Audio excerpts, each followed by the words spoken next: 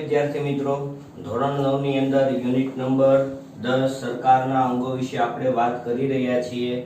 એમાં આપણો જે ટોપિક હતો એ ખરડો કયો હતો? ખરડો। બરોબર, ખરડા વિશે આપણે વાત કરતા હતા કે જે ખરડો છે એ એક વિધેયક છે દરખાસ્તનું। બરોબર, કાયદામાં સુધારો કરવાનો હોય, નવા કાયદાઓ ઘડવાના હોય છે, અપ્રસ્તુત જે કાયદાઓ છે એને રદ કરવાના હોય છે। આ તમામ પ્રકારનું કાર્ય કોનું રહેલું છે? સંસદનું રહેલું છે। અને સંસદની અંદર લોકસભા અને રાજ્યસભા બંને આવે છે। ખરડો વિધેયક એટલે કોઈ પણ પ્રકારના નિયમો બનાવવાના હોય, રદ કરવાના હોય છે, કોઈ પણ બંધારણની અંદર સુધારો કરવાનો હોય છે। આ બધું જ ક્યાં થાય છે? સંસદની અંદર થાય છે। તો એને શું કહીએ આપણે? ખરડો કહીએ। અને રાષ્ટ્રપતિ જ્યારે સહી કરે એટલે ખરડામાંથી શું થઈ જાય? નિયમ બની જતો હોય છે। એટલે આવા ખરડા સામાન્ય ખરડા હોઈ શકે છે, નાણાકીય ખરડા હોઈ શકે છે, બંધારણની અંદર જે સુધારો કરવાનો હોય છે એ પણ નામના ખરડા હોઈ શકે છે મિત્રો। એટલે અંતે કાયદાનું સ્વરૂપ લે છે, બરોબર। એટલે આ પ્રકારની અલગ અલગ જોગવાઈ છે, નેક્સ્ટ લેક્ચરની અંદર આપણે અભ્યાસ કરેલો હતો એનો। અને આવા જે ખરડાઓ છે બંને ગૃહમાં શું થતા હોય છે? પસાર થતા હોય છે। બંનેની ગૃહની અંદર સહમતિ થાય છે અને અંતો ખરડો ક્યાં પોગે? રાષ્ટ્રપતિ પાસે। અને રાષ્ટ્રપતિ પાસે પહોંચે અને જો રાષ્ટ્રપતિને યોગ્ય લાગે તો એ ખરડામાં સહી કરે છે, એટલે ખરડામાંથી શું બની જાય છે? નિયમ બની જાય છે મિત્રો। તો આવા ખરડા જે છે, બરોબર, એ કાયદો બનાવવાની એક વિધિ છે। શું છે? ખરડાની વિધિ। તો આનો આપણે આજે અભ્યાસ કરવાના છીએ, એટલે ખાસ ધ્યાન રાખજો। બહુ મોસ્ટ આઈએમપી પ્રશ્ન છે આવડો આ। તો પહેલું તો આવે સામાન્ય ખરડો, બરોબર। તમામ સામાન્ય ખરડાઓને પ્રધાનો દ્વારા ગૃહમાં રજૂ કરવામાં પ્રક્રિયાને પ્રથમ વાંચન કહેવામાં આવે છે। એમાં શું આવે છે? પ્રથમ વાંચન। પ્રથમ વાંચન આવે, કોઈ પણ પ્રધાન હોય, બરોબર, એ રજૂ કરી શકે છે। પ્રથમ વાંચન થાય તેમાં ખરડાનું શીર્ષક, ઉદ્દેશ અને કારણનું વર્ણન હોય છે। પ્રથમ વાંચનની અંદર શું હોય છે? એનું શીર્ષક હોય છે, બરોબર, શેને આધીન છે એ કહેવામાં આવે છે, એનો ઉદ્દેશ શું રહેલો છે એ પણ કહેવામાં આવે છે, એનું કારણો નું વર્ણન કરવામાં આવે છે। કારણો અલગ અલગ ઘણા બધા પ્રકારના હોઈ શકે। ભાઈ શા માટે આ ખરડો તમારે પસાર કરવો છે, શું લેવા આવો નિયમ બનાવવો છે, બરોબર, આવી બધી ચર્ચાઓ કરવામાં આવતી હોય। એટલે પ્રથમ વાંચનની અંદર શીર્ષક, ઉદ્દેશ અને કારણ રજૂ થતા હોય છે। અને આ ખરડો પહેલા ધારાગૃહમાં રજૂ કરતા પહેલા તે ગૃહના અધ્યક્ષની અને નાણાકીય ખરડો રજૂ કરવા માટે કેન્દ્રમાં રાષ્ટ્રપતિની અને રાજ્યમાં રાજ્યપાલની ભલામણ રજૂ થાય છે। એટલે કહેવાય એવું માંગે છે, કોઈ પણ ખરડો પસાર કરવાનો હોય તો ધારાગૃહના જે અધ્યક્ષો હોય છે, કોણ હોય છે? અધ્યક્ષ। અધ્યક્ષ એટલે આપણે સ્પીકર ભણી ગયા, અધ્યક્ષ આપણે ભણી ગયા છે, એના વિશેની આ વાત છે। અધ્યક્ષ સામે પછી નાણાકીય ખરડો હોય, કયો ખરડો? નાણાકીય, બરોબર, તો એ રાષ્ટ્રપતિ સાથે, કોની સાથે? રાષ્ટ્રપતિ સાથે। રાજ્યમાં હોય તો રાજ્યપાલ સાથે, બરોબર, એની ભલામણ રજૂ થાય છે। એટલે ખાસ યાદ રાખવાનું આ પ્રથમ વાંચનમાં ખરડાની સામાન્ય માહિતી પર મુખ્ય મુદ્દાઓની ચર્ચા થાય છે। એટલે આ જે પ્રથમ વાંચન છે એના મુખ્ય મુદ્દાઓ શું છે? શીર્ષક હોય છે, ઉદ્દેશ, કારણો, બરોબર, આ તમામ પ્રકારનું શું થાય છે? માહિતીઓની ચર્ચા થતી હોય છે, મુદ્દાઓની ચર્ચા થાય છે। અને જો વિરોધ સરકાર જે છે, જે વિરોધ સકારણ છે એ જણાવાય છે અને જરૂર પડે તો મતદાન કરવામાં આવે છે। એટલે કહેવાય એવું માંગે છે કે કોઈ પણ ખરડો પસાર કરવાનો છે અને ખરડો પસાર કરવાનો હોય તો સ્વાભાવિક છે ચર્ચા ને એવું તો થવાનું જ છે, પણ સંસદની અંદર, દાખલા તરીકે લોકસભાની અંદર પસાર થયેલો છે આ ખરડો, હજી પસાર સાવ થઈ નથી, એ લોકોની પ્રથમ વાંચન શરૂ છે ખરડાનું, તો એમાં કોઈને જો ભૂલ જણાય તો એ ચર્ચા કરવામાં આવતી હોય છે। બીજું વાંચન આવે, શું આવે છે? બીજું વાંચન। બીજું વાંચન, તો જે બીજું વાંચન છે એ ખરડાના પ્રત્યેક મુદ્દાઓની જે કલમવાર ચર્ચા કરવામાં આવે છે, કલમવાર ચર્ચા. પેલા વાંચી જાઓ પછી તમને સમજાવું. તેના હેતુઓ તેના પ્રત્યાઘાતોની છટાવણ થાય છે. તેમાં જનતા, જૂથો, સમૂહો કે સંસ્થાઓના વિરોધ પક્ષોના અભિપ્રાયોના આધારે સુધારાઓ કરવામાં આવે છે અને અંતે તેના પર મતદાન થાય છે. બરોબર, એટલે કેવા એવું માંગે છે બીજું વાંચન થાય, કલમવાર ચર્ચા કરવામાં આવે છે. ભાઈ કેવા પ્રકારનો ખરડો છે એના આધારે ચાલતી હોય છે ચર્ચાઓ. બરોબર, સામાન્ય ખરડાની અત્યારે આપણે શું છે તો કે વાત થઈ રહી છે. તેમાં કલમવાર ચર્ચા થાય, પ્રત્યાઘાતોની છટાવણો થતી હોય છે, જૂથ હોય, જનતા હોય છે, સંસ્થા હોય છે, વિરોધ પક્ષના અભિપ્રાયો હોય છે, તમામ પ્રકારના અભિપ્રાયો લેવામાં આવે છે. જો વિરોધ પક્ષ હોય ને, બરોબર, તો જ સંસદની અંદર કોઈ નહીતર કાર્ય, દાખલા તરીકે મારો વિરોધ કોઈ કરતું જ નથી, બરોબર, તો એનો મતલબ એમ કે હું સાચા રસ્તે છું નહીં. એવા ઘણા બધા સંતોએ એવું બધું કહેલું છે કે ભાઈ જો કોઈ વિરોધ કરવા વાળું ન હોય, બરોબર, તો આપણો માર્ગ કેવો હોય છે? સાચો હોતો નથી એમ. એટલે કલમવાર ચર્ચા કરવામાં આવે છે. પછી ચર્ચા જૂથ દ્વારા થાય, જનતા દ્વારા થતી હોય છે, સંસ્થાનો દ્વારા, વિરોધ પક્ષ દ્વારા, બધી ચર્ચાઓ કલમવાર થતી હોય છે. અને અંતે શું લેવામાં આવે છે? મત લેવામાં આવે છે. ભાઈ તમે બધા એમાં સહમત છો કે નહીં. પછી કેટલીક વાર એવું બને ગૃહમાં કાર્યબોજ વધુ હોવાના કારણે ખરડા પર વિગતે ચર્ચા થઈ શકતી નથી. એના માટે તજજ્ઞો હોય, વિશેષજ્ઞો હોય છે, જે જ્ઞાન ધરાવતા હોય એવા વ્યક્તિ હોય છે, પ્રવર સમિતિને સોંપવામાં આવે. કોને? પ્રવર સમિતિ. બરોબર, આ પ્રવર સમિતિને સોંપવામાં આવે છે, જેઓ ખરડાને ચકાસે છે, લોકમતનો ખ્યાલ રાખી વિગતવાર ચર્ચા, અંતે જરૂરી સુધારાઓ, ભલામણ સૂચવતો અહેવાલ ગૃહને સોંપી દે છે. આ જે પ્રવર સમિતિ છે, બરોબર, એ તમામ પ્રકારનું કાર્ય આ જે લોકો કરે છે, એ લોકો માની લો કે સંસદનું સત્ર ને એવું ચાલતું હોય છે, તો એ લોકોને એટલો બધો એમાં ચર્ચા કરવાનો ને એનો સમય હોતો નથી, કારણ કે કાર્ય ક્યારેક વધી જતું હોય છે. બરોબર, એટલે એક સમિતિની રચના કરે, એનું નામ છે પ્રવર સમિતિ. જે તજજ્ઞ હોય, અનુભવી વ્યક્તિ હોય, એવાની આખી સમિતિ બનાવે છે અને તમામ પ્રકારનું કાર્ય કોણ કરે છે? આ પ્રવર સમિતિ કરે છે. અને એ કોને પછી સોંપી દે છે? આ ગૃહને સોંપી દે છે. પછી લોકસભાનું ગૃહ હોય કે રાજ્યસભાનું ગૃહ હોય છે. અને ખરડાને ત્રીજું વાંચન માટે રજૂ કરવા મોકલી આપે છે. જો બીજું વાંચન પતી જાય, બધાના મત મળી જાય છે, એટલે ત્રીજું વાંચનની શું થઈ જાય છે? શરૂઆત થઈ જાય છે. ત્રીજા વાંચનમાં ઔપચારિક જ હોય છે. કેવું હોય છે? ત્રીજું વાંચન આવ્યું. હવે ત્રીજું વાંચન કેવું હોય છે? ઔપચારિક. કેવું હોય છે? ઔપચારિક. એટલે કે ભાઈ ભલામણોનો જે કઈ સ્વીકાર કે અસ્વીકાર કરવા પાછળ તર્ક રજૂ કર્યાના અંતે ખરડાનો સ્વીકાર્ય સ્વરૂપ પર મતદાન કરવામાં આવે છે. એટલે ભાઈ આમાં પણ મતદાન જરૂરી છે. ત્રીજું વાંચન થાય ત્યારે પણ મતદાન કેવું છે? જરૂરી છે. આપણે કેમ ક્લાસની અંદર મોનિટર બનાવવો હોય તો મોનિટર દ્વારા બધા મતદાન કરવામાં આવે છે. આપણે ક્લાસમાં શું કરીએ? ભાઈ ચિઠ્ઠી બનાવીને એમાં આપણે મોનિટરનું નામ લખતા હોઈએ છીએ, બરોબર. તો આ સેમ એની જેમ જ તે પ્રોસેસ ત્યાં સંસદની અંદર પણ થતી હોય છે. એટલે મત લેવાનો હોય છે. એટલે ભાઈ જો સૌથી વધુ મત મળે તો ત્રીજા વાંચનમાંથી પણ શું થઈ જાય છે? એ પસાર થઈ જાય છે. જો એને બહુમતી મળે, ટેકો મળે, જોજો સાંભળજો, ઔપચારિક રીતે રજૂ થાય પછી એમાં શું કરવામાં આવે છે? મત મળે છે. અને બહુમતી મળે. શું મળે છે? બહુમતી. તો એ ખરડો પસાર જાહેર થયેલો કહેવાય. જો બહુમતી મળે તો શું થઈ જાય? ડાયરેક્ટ પસાર જાહેર થયેલો ગણાય. એટલે ગૃહની અંદર પસાર થયેલો ગણાય. બરોબર. હજી રાષ્ટ્રપતિની સહી તો બાકી જ છે. પ્રથમ વાંચન, દ્વિતીય વાંચન અને તૃતીય વાંચનની અંદર પ્રથમમાં શીર્ષક, ઉદ્દેશ, કારણ આવે છે. બીજા વાંચનમાં કલમવાર ચર્ચા થાય. ત્રીજા વાંચનમાં ઔપચારિક રીતે જ, પણ એમાં મહત્વનું શું છે તો કે મત બહુમતી મળવી જોઈએ. જો બહુમતી મળી જાય તો એ શું થઈ ગયું? પસાર થયેલું ગણાય. એટલે તેના પ્રથમ ધારાગૃહના અધ્યક્ષની સહી થાય, પછી બીજા ધારાગૃહમાં મોકલી દેવામાં આવે છે.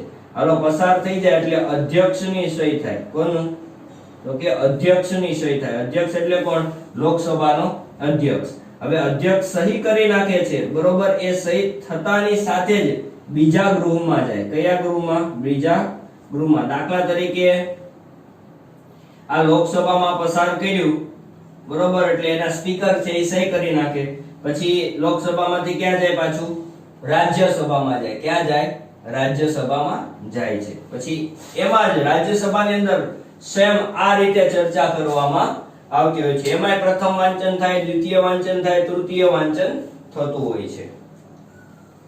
એટલે બીજા ગૃહમાં પણ ખરડો આ જ રીતે પ્રક્રિયામાં શું થાય છે? પસાર થાય છે. બીજા ગૃહના જરૂરી સુધારા સાથે બીજા ગૃહમાં ખરડો સરળતાથી પસાર થાય તો રાષ્ટ્રપતિ સહી માટે મોકલાય છે. હવે જો એવું કહે છે કે આ લોકસભાની વાત કરી, શેની વાત કરી? આ પહેલા પોઈન્ટની, એટલે કે લોકસભા. હવે આપણે બીજા પોઈન્ટની વાત કરીએ. રાજ્યસભામાં ગયું. ક્યાં ગયું? હવે રાજ્યસભામાં. તો રાજ્યસભામાં તે પ્રથમ વાંચન, દ્વિતીય વાંચન અને તૃતીય વાંચન થાય છે, બરોબર. અને જો એમાંથી પણ મત મળે અને પસાર થાય તો આની અંદર રાજ્યસભામાંથી જે પસાર થાય, બરોબર, પછી ડાયરેક્ટ ક્યાં જતું રહે છે? રાષ્ટ્રપતિ પાસે જાય. ક્યાં જાય છે? રાષ્ટ્રપતિ પાસે. આ જે રાષ્ટ્રપતિ પાસે જાય એટલે ડાયરેક્ટ શું થઈ જાય? રાષ્ટ્રપતિને જો યોગ્ય લાગે તો એ શું કરી નાખે છે? સહી કરી નાખે. શું કરી નાખે? સહી કરે. અને આ સહી કરતાની સાથે જ ખરડો જે છે, શું ખરડો જે છે એ શેમાં રૂપાંતરણ પામે? ખરડામાંથી નિયમોમાં રૂપાંતરણ પામે છે મિત્રો. તો આ એક ખાસ આપણે અગત્યનું છે. જે આપણે માહિતી આપણે જોઈ ખરડાની વિધિ, તેમાં 3 પ્રકારના વાંચન થાય છે. પ્રથમ પ્રકારનું વાંચન, દ્વિતીય પ્રકારનું વાંચન અને તૃતીય પ્રકારનું વાંચન. આ જે પ્રથમ પ્રકારનું જે વાંચન છે એ શીર્ષક, ઉદ્દેશ અને કારણ એની અંદર રજૂ કરવાના હોય છે. દ્વિતીય પ્રકારનું જે વાંચન છે એમાં કલમ વાઇઝ ચર્ચા, એટલે કે બંધારણને અનુરૂપ ભાઈ જે ખરડો પસાર કરવાનો છે એ શું બંધારણને અનુરૂપ છે કે નહીં, જે કલમની અંદર લાગુ પડતું હોય, કોઈ પણ કલમમાં જે નિયમ બનાવવાનો છે એ બધાની અલગ અલગ શું આપેલી છે? કલમો. તો એ કલમ વાઇઝ ચર્ચા કરે, ભાઈ બંધારણને અનુરૂપ છે. જો ન હોય તો પાછો ખરડામાંથી કાયદો બની ગયો હોય ને તો એ સર્વોચ્ચ અદાલતના જે ન્યાયાધીશ હોય છે કે ન્યાયતંત્ર હોય છે એ રદ કરવાની સત્તા ધરાવે છે. એટલે દ્વિતીય વાંચન પણ કરવામાં આવે છે. અને તૃતીય વાંચન એવું હોય છે, ઔપચારિક હોય છે. એમાં તો શું, તો કે બધાના મત જ લેવાના હોય. આ મત લેવાની સાથે જ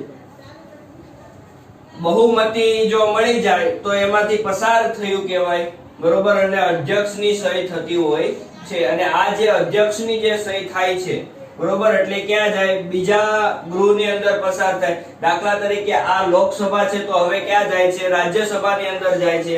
અને રાજ્યસભાની અંદર જતા જ પ્રથમ વાંચન, દ્વિતીય વાંચન અને તૃતીય વાંચન જોવા મળે છે મિત્રો.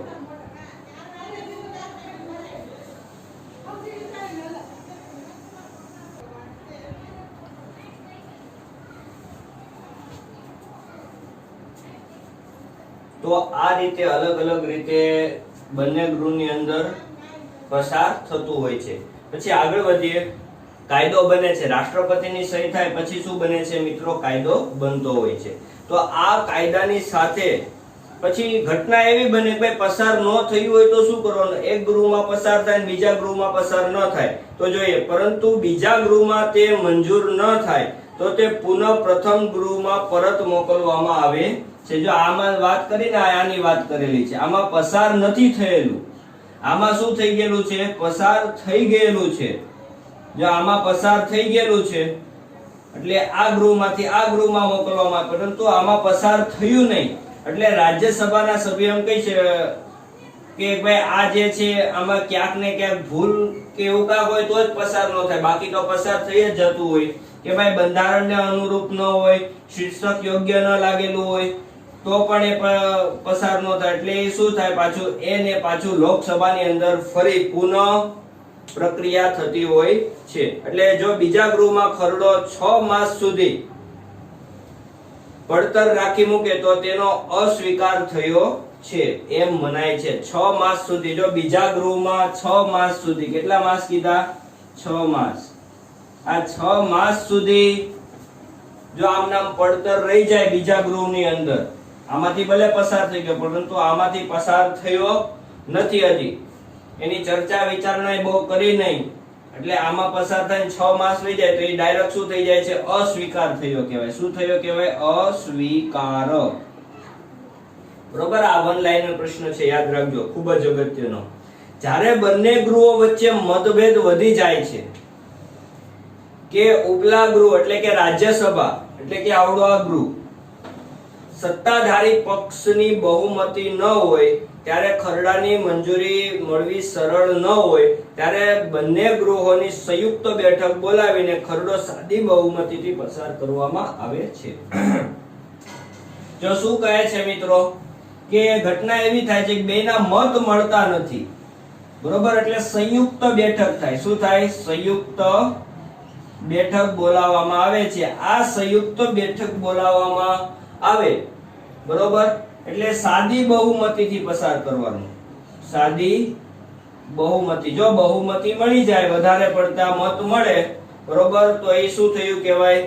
બહુમતીથી પસાર થઈ શકે છે. પણ જ્યારે મતભેદ ઊભા થાય ત્યારે સંયુક્ત બેઠક એટલે કે લોકસભા હાજર હોય અને રાજ્યસભા પણ હાજર હોય, એને સંયુક્ત બેઠક તરીકે ઓળખવામાં આવે છે. અને આ સંયુક્ત બેઠક જે હોય છે એમાં લોકસભાના અધ્યક્ષ એના કામ પર આખું સંચાલન કરતા હોય છે. આ એક ખાસ આપણે યાદ રાખવાનું છે મિત્રો. આગળ વધીએ મિત્રો. ખરડા પર રાષ્ટ્રપતિ મંજૂરી મેળવવાનો સમય, રાષ્ટ્રપતિ પાસે 3 વિકલ્પ હોય. હવે ખરડો ક્યાં ગયો? રાષ્ટ્રપતિ પાસે ગયો. કોની પાસે ગયો? રાષ્ટ્રપતિ પાસે. ક્યાં ગયો? એનો ખરડો ગયો છે. એટલે રાષ્ટ્રપતિ પાસે 3 વિકલ્પ ખુલે.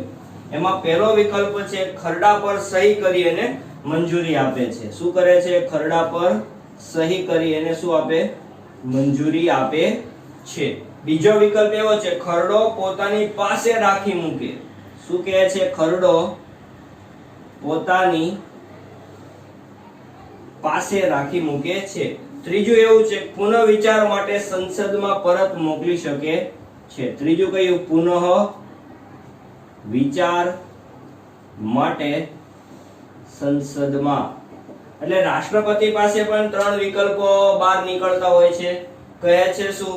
તો કે જ્યારે પણ રાષ્ટ્રપતિ એટલે કે ગૃહમાંથી પસાર થઈ ગયો, કોઈ પણ બંને ગૃહમાંથી પસાર થાય એટલે રાષ્ટ્રપતિ પાસે સહી કરવા માટે આવે, એટલે રાષ્ટ્રપતિને જો યોગ્ય લાગે તો એ સહી કરી દે છે, બરોબર. બીજો ઓપ્શન એટલે કે અથવા બીજું એવું કે ભાઈ જે ખરડો છે પોતાની પાસે પણ રાખી શકે છે. ત્રીજો ઓપ્શન એવો છે કે ભાઈ પુનઃ વિચાર માટે સંસદમાં મોકલી શકે છે. આ રાષ્ટ્રપતિ જે છે એ જ્યારે ખરડા ઉપર સહી કરે એ પહેલા ન્યાયાધીશ જે હોય છે, સર્વોચ્ચ અદાલતના ન્યાયાધીશ, એની સાથે ચર્ચા અને વિમર્શ કરી શકે છે. પરંતુ એના કાયદાની અંદર એવો ઉલ્લેખ નથી કે ભાઈ સર્વોચ્ચ અદાલતના ન્યાયાધીશ સાથે જે ચર્ચા થઈ એ કહે એમ બંધાયેલા છે નહીં, બરોબર. એમને એમની સલાહ રાખવી હોય તો રાખે, પણ ન પણ રાખે, બરોબર. એટલે ચર્ચા વિમર્શ કરી શકે છે. કોણ? તો કે રાષ્ટ્રપતિ. એટલા માટે પોતાની પાસે પણ રાખી મૂકે છે. ક્યારેક એમને એમ લાગે કે ભાઈ આમાં સુધારો કરવા જેવો છે તો પાછું ક્યાં મોકલી દે છે? સંસદમાં મોકલી દે છે. તો આ રીતે 3 વિકલ્પો રાષ્ટ્રપતિને મળતા હોય છે. જોઈએ, રાષ્ટ્રપતિ કોઈ ખરડાને મંજૂરી આપે પછી કાયદો સરકારી ગેઝેટમાં પ્રકાશિત થયા બાદ તેમાં દર્શાવેલ તારીખથી તેનો અમલ શરૂ ગણાય છે. રાષ્ટ્રપતિ શું કરી નાખે છે? ખરડા પર મંજૂરી આપી દે છે. શું આપી દે છે? મંજૂરી આપી દે છે. એટલે કે પહેલા વિકલ્પની આખી વાત કરી છે. જો મંજૂરી આપી દે એટલે એ પછી કાયદો છે સરકારી ગેઝેટમાં પ્રકાશિત કરવાનો છે. કેમાં કરવાનો છે? સરકારી ગેઝેટ, બરોબર. એમાં શું કરવાનો છે? પ્રકાશિત કરવાનો છે. આ પ્રકાશિત થઈ ગયા બાદ તેમાં તારીખ દર્શાવેલી હોય. શું દર્શાવેલી હોય છે? તારીખ. આ તારીખથી એનો શું કહેવાય? અમલ થયો ગણાય. કારણ કે ખરડો રજૂ થાય એટલે એમાં તમામ પ્રકારની માહિતી રજૂ કરી દેવાની હોય છે અને સહી થઈ જાય એટલે તારીખે એમાં આપેલી જ હોય છે. એ દિવસથી એનો શું કરવાનો છે? અમલ થયેલો ગણાય છે મિત્રો, બરોબર. એટલે આ એક ખાસ ધ્યાન રાખો. પછી બ જોઈએ હવે કે બંધારણમાં સુધારાને લગતા ખરડાને ગૃહમાં રજૂ કરવામાં આવે. એટલે કે જો હવે અત્યારે આપણે જે જોયું ને એ શું જોયું? સામાન્ય ખરડો જોયો. અત્યાર સુધીનો અ વિભાગ આપણે જે જોયો હતો, કયો વિભાગ? અ વિભાગ. એ કેવો હતો? સામાન્ય ખરડો. કયો ખરડો હતો? સામાન્ય ખરડો. હવે બ વિભાગ આપણે જોઈએ. બંધારણની અંદર સુધારા કરવા છે એના માટેનો ખરડો. બંધારણમાં સુધારો કરવો છે એટલે સ્વાભાવિક છે, જે આપણે 3 વાંચન પસાર કર્યા, ગૃહના અધ્યક્ષની સહી થઈ, બીજા ગૃહમાં જાય છે, એમાંથી પણ 3 વાંચન થાય, બહુમતી મળે, બરોબર, પછી રાષ્ટ્રપતિ પાસે જાય છે. સેમ પ્રોસેસ બંધારણમાં સુધારો કરવાની હોય છે, એમાં આ જ રીતની પ્રોસેસ જોવા મળે છે મિત્રો. જોઈએ હવે બંધારણમાં સુધારાને લગતા ખરડાને ગૃહમાં રજૂ કરવામાં આવે છે. જે આપણે વાત કરીએ કોઈ પણ ગૃહમાં રજૂ થાય, પ્રત્યેક ગૃહની કુલ સભ્ય સંખ્યાની બહુમતી તેમજ હાજર રહીને મતદાન કરનાર 2/3 સભ્યોની બહુમતી અનિવાર્ય છે. બંધારણની અંદર જો બહુમતી જોતી હોય તો કેટલું? 2/3 મત તો મળવા જ જોઈએ. એટલે કેન્દ્ર અને રાજ્યનો સંબંધ સ્પર્શી બાબતોને ફેરફારને લગતી રાજ્યને સ્પર્શતી હોય તો ભારતીય સંઘના અડધા કરતા ઓછા નહીં એટલે કે ઘટક રાજ્યોની વિધાનસભાની મંજૂરી પણ અનિવાર્ય છે. હવે કેવા એવું માંગે છે, કોઈ રાજ્યને લગતો સુધારો કરવાનો હોય, બંધારણની કલમ જે છે બરોબર, એમાં રાજ્યને લગતા કોઈ સુધારા કરવાના હોય તો રાજ્યમાં કોણ હોય છે? વિધાનસભા હોય છે. કોણ હોય છે? વિધાનસભા. તો એની પણ મંજૂરી કેવી છે? અનિવાર્ય છે. બરોબર, આમ નામ કરી શકાય નહીં. બંધારણમાં કઈ રીતે સુધારો થઈ શકે એ આપણે આગળના યુનિટમાં ભણી ચૂક્યા છીએ. બંધારણના લક્ષણોની અંદર બરોબર, યુનિટ નંબર 8 ની અંદર જે કાંઈ સુધારા થાય છે, 3 પ્રકારે સુધારા થાય છે. એક સાદી બહુમતીથી થાય છે, પછી સંસદના એટલે કે બંને ગૃહ જે છે બરોબર, એમાંથી મત આપનાર અધિકારીઓની બહુમતીથી, બરોબર. ત્રીજો છે કે ભાઈ રાજ્યને લગતું હોય છે તો અડધા કરતા વધુ વિધાનસભાની મંજૂરી પણ અનિવાર્ય છે. આ રીતે આપણે બંધારણની અંદર જે સુધારો કરવાનો છે એ આપણે ટોપિક અગાઉના યુનિટની અંદર જોઈ ગયેલા છે, એટલે એમાં ચર્ચામાં ઊંડો નથી ઉતરતો. એટલે બહુમતી અનિવાર્ય છે, બરોબર, નહીતર થઈ શકે નહીં. કેન્દ્ર અને રાજ્યના સંબંધોને સ્પર્શતી બાબતને ફેરફારને લગતી રાજ્યોને સ્પર્શતી હોય તો ભારતીય સંઘના અડધા કરતા ઓછા નહીં એટલા ઘટક રાજ્યોની વિધાનસભાની મંજૂરી અનિવાર્ય છે. બરોબર, જે આ વાત કરી તે. સામાન્ય ખરડાની વિધિ માફક આ ખરડો વિવિધ તબક્કામાં પસાર થાય છે. આમાં પણ આપણે જે સામાન્ય ખરડો જોયો ને, સામાન્ય ખરડો 3 પ્રકારે જોયો. 3 પ્રકારના શું થાય છે? વાંચન થાય છે. એ જ રીતે આમાં પણ એનું વાંચન થતું હોય છે. પછી આગળનો પોઈન્ટ આવે છે ક. હવે શું આવે છે? નાણાકીય ખરડો. કયો ખરડો આવ્યો? નાણાકીય ખરડો. બહુ મોસ્ટ આઈએમપી પ્રશ્ન છે, બરોબર મિત્રો, આ ખાસ આપણે યાદ રાખજો. નાણાકીય ખરડો જે છે એ ખરડો નાણાકીય છે કે નહીં તે લોકસભાના અધ્યક્ષ નક્કી કરી શકે. નાણાકીય ખરડો કોણ નક્કી કરી શકે? લોકસભાના અધ્યક્ષ નક્કી કરે છે કે ભાઈ આ નાણાકીય ખરડો છે કે કેમ. અંદાજપત્રને લગતી નાણાકીય જોગવાઈ ધરાવતા ખરડાને નાણાકીય ખરડો કહેવાય છે. આ નાણાકીય ખરડો એટલે શું એની વાત કરી. કોને કહેવાય છે? અંદાજપત્રને લગતી, અંદાજપત્રને લગતી અને નાણાકીય જોગવાઈઓ હોય, બરોબર, નાણાકીય જોગવાઈ હોય છે, બરોબર, એને શું કહેવાય? નાણાકીય ખરડો કહેવામાં આવે છે. કેન્દ્રનું અંદાજપત્ર એટલે કે બજેટ, બરોબર, નાણાં મંત્રી 28 ફેબ્રુઆરીએ લોકસભામાં રજૂ કરે છે. કોણ? નાણાં મંત્રી હોય છે, બરોબર. તમે મને કોમેન્ટ બોક્સમાં જણાવજો હાલના નાણાં મંત્રી કોણ છે. તો નાણાં મંત્રી 28 ફેબ્રુઆરીએ શું કરતા હોય છે? રજૂ કરતા હોય છે લોકસભાની અંદર. ક્યાં રજૂ કરે છે? લોકસભામાં. આ ખાસ યાદ રાખજો, નાણાકીય ખરડો લોકસભામાં જ રજૂ થાય છે. અને નાણાકીય ખરડાના પ્રથમ લોકસભામાં જ રજૂ કરવામાં આવે છે, જે નીચેના તબક્કાવાર એનું શું થાય છે, પસાર કરવામાં આવે છે. પહેલું કે લોકસભામાં રજૂ થતા નાણાકીય ખરડો 2-3 દિવસમાં પ્રાથમિક ચર્ચા થાય. પહેલું શું થાય છે, પ્રાથમિક ચર્ચા થાય છે. બરોબર, ચર્ચા તો સ્વાભાવિક છે, થવાની છે. અંદાજપત્રના ખર્ચની માંગણી, ચર્ચા વિચારણા, આંકડાની માહિતી રજૂ થાય છે. બીજો તબક્કો એવો છે કે ભાઈ જે અંદાજપત્ર છે એ ખર્ચની માંગણી, કેટલો ખર્ચ થશે એના માટેની ચર્ચા થાય છે. શું થાય છે, ચર્ચા વિચારણા થાય છે. આંકડાકીય માહિતી હોય છે. બરોબર, આંકડાકીય માહિતી એ બધું સંસદની અંદર રજૂ કરવામાં આવે છે. ત્રીજો પોઈન્ટ એવો છે, મંત્રીઓ હોય, જેમ કે આપણે જોયું ને વડાપ્રધાન છે એકલા કામ કરી શકે ને, એટલે પ્રધાનમંડળની રચના કરવામાં આવે છે. આ જે પ્રધાનમંડળના જે સભ્યો હોય છે એ બધાને અલગ અલગ જવાબદારી આપવામાં આવે છે મંત્રીઓ તરીકે. એમાં કૃષિ છે, વિજ્ઞાન, સંરક્ષણ, વેપાર વાણિજ્ય, માનવ સંસાધન વિભાગ, આ બધા જ પોતપોતાના કાર્યક્ષેત્રને આધારે શું કરતા હોય છે, માંગણી કરતા હોય. એટલે મંત્રીઓ શું કરતા હોય છે, માંગણી કરી શકે છે પોતાના ક્ષેત્રને આધીન, અને એમાં પણ શું કરે છે, માંગણી બાબતોની ચર્ચા વિચારણા કરવામાં આવે છે અને મતદાનની મંજૂરી લેવી પડે છે, અને મત પણ જરૂરી છે, મંજૂરી તો લેવી જ પડે. ચોથો પોઈન્ટ એવો છે, અંદાજપત્રના આવકના પાસાઓ અને કરવેરાના પ્રસ્તાવો જુદા જુદા સ્વરૂપે મુકાય છે, તેની મંજૂરી લેવી પડે છે. જે કાંઈ પ્રસ્તાવ મૂકવામાં આવે છે, બરોબર, એની શું હોય છે, હંમેશા મંજૂરી લેવી પડે છે. તો આ રીતે અલગ અલગ નાણાકીય ખરડો જે છે એ પસાર થાય છે. પરંતુ નાણાકીય બાબતોની વાત કરીએ તો જોઈએ, લોકસભામાં પ્રથમવાર પસાર થયેલો ખરડો રાજ્યસભામાં ભલામણ અર્થે રજૂ થાય છે.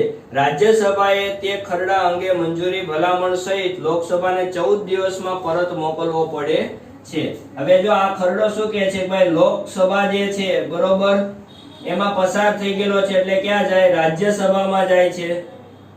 આ રાજ્યસભામાં જાય છે એટલે 14 દિવસમાં એને શું કરી દેવો પડે છે, પરત કરી દેવો પડે છે. બરોબર, આ ખાસ યાદ રાખજો, કેટલા દિવસમાં પરત કરી દેવો પડે છે, 14 દિવસમાં. અને જો લોકસભા રાજ્યસભાની તમામ અંશતઃ ભલામણનો સ્વીકાર કે અસ્વીકાર કરી શકે છે, એ સ્વીકાર કે અસ્વીકાર કરી શકે.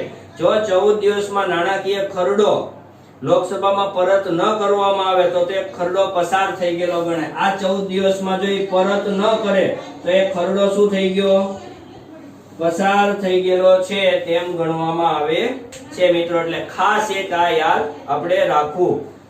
લોકસભાની અંદર પસાર થઈ ગયો એટલે રાજ્યસભામાં જાય છે. રાજ્યસભામાં એ ભલામણ કરી શકે છે, એમાં ના નહીં, બરોબર, કાઈ સુધારા એ પણ કરાવી શકે છે, પરંતુ 14 દિવસમાં પરત મોકલી દેવો પડે. અને 14 દિવસમાં પરત ન મોકલે તો એ ઓટોમેટિકલી રાજ્યસભામાંથી પસાર થઈ ગયો છે એમ ગણવામાં આવે છે. રાજ્યસભાએ સૂચવેલી ભલામણોનો લોકસભામાં સ્વીકાર કરે છે તો બંને ગૃહમાં સુધારેલો ખરડો પસાર થયેલો ગણવાય છે. પરંતુ જો રાજ્યસભાની ભલામણોનો લોકસભા અસ્વીકાર કરે, જો હવે આ રાજ્યસભા એમ કીધું કે તમે આટલા સુધારા કરો અને લોકસભા એમ કે અસ્વીકાર કરે તો લોકસભામાં પુનઃ મૂળ સ્વરૂપે પસાર કરે તો નાણાકીય ખરડો બંને માટે પસાર થયેલો ગણાય છે. પાછું એમ કે ભાઈ તમે યોગ્ય છે ને અસ્વીકાર કરે તો પાછો પુનઃ વિચારણા માટે જાય, બરોબર, પછી બીજી વાર રાજ્યસભામાં નથી જતો, પછી શું થઈ ગયો કહેવાય, પસાર જ થઈ ગયેલો ગણવામાં આવે છે. એટલે નાણાકીય બાબતોમાં રાજ્યસભાની સત્તા કેવી છે, મર્યાદિત જોવા મળે છે. આ રાજ્યસભાની સત્તા જે છે, બરોબર, નાણાકીય ખરડાની જ વાત છે, આખી નાણાકીય ખરડાની જ વાત છે, ઈ સત્તા એની કેવી છે, મર્યાદિત છે એમ કહી શકાય ને. સ્વાભાવિક જ છે, લોકસભામાં પસાર થાય, રાજ્યસભામાં પસાર ન થાય, બરોબર, તો એને 14 દિવસમાં એને પરત ન મોકલે તો એ પસાર થઈ ગયો કહેવાય. અને જો રાજ્યસભાની ભલામણોને આધીન પાછો લોકસભામાં જાય છે, બીજી વાર પાછું રાજ્યસભામાં ન જાય, એ પસાર થઈ ગયેલો ગણવામાં આવે. એટલે મર્યાદિત સત્તા એનામાં છે. કઈ બાબતમાં, નાણાકીય. આ રીતે વિવિધ પ્રક્રિયાઓને અંતે બંને ગૃહોમાં પસાર થયેલા નાણાકીય ખરડાને રાષ્ટ્રપતિ મંજૂરી આપે, રજૂ કરવામાં આવે તો રાષ્ટ્રપતિ મંજૂરી મહોર મારવી પડે છે અને ગૃહમાં પસાર નહીં થાય તો સરકારે રાજીનામું પણ આપવું પડે છે, બરોબર. ગૃહમાં પસાર ન થયેલું હોય, બરોબર, તો સરકારને શું આપી દેવું પડે છે? રાજીનામું આપી દેવું પડે છે. આ ઉપરાંત વાત કરીએ તો સામાજિક છે, આર્થિક છે, સંરક્ષણ છે, સલામતી છે, વિદેશ સંબંધો લગતી વિવિધ પ્રશ્નો છે, આ બધે ચર્ચા વિચારણા કરવામાં આવે છે. લોકસભાની કારોબારી, પ્રધાનમંડળ, અમલદારોનું કામકાજ ઉપર શું રાખવાનું હોય છે? દેખરેખ રાખવાનું હોય છે અને નિયંત્રણ રાખવાનું હોય છે. યથા યોગ્ય રીતે વાત કરીએ તો નાણાંનો કાર્યક્ષમ ઉપયોગ થવો જોઈએ.